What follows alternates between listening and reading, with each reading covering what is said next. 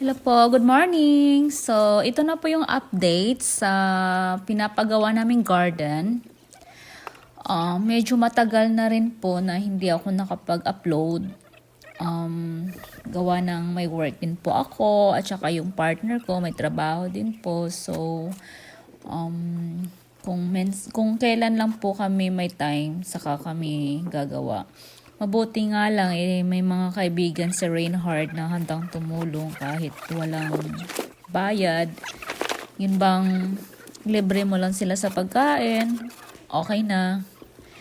At saka meron din naman ho kaming kinuhang mga tao.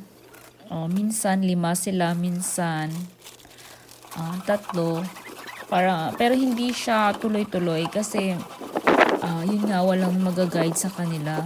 Yung kasama ko, ayaw niya ng ganun. Gusto niya lahat perfect.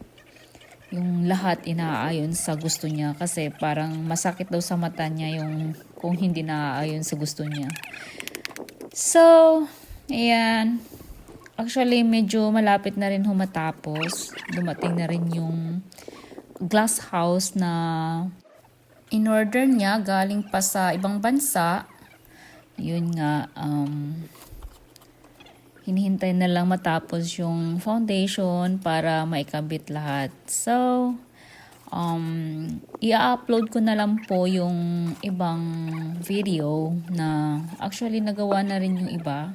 Natapos na rin. Kunti na lang talaga, kunting kimbot na lang matatapos na po yung dream garden namin at makakapagtanim na ako ng mga gulay na gusto ko. Yung gulay na kayang tumubo or dito sa Austria. So, see you in the next video. Bye!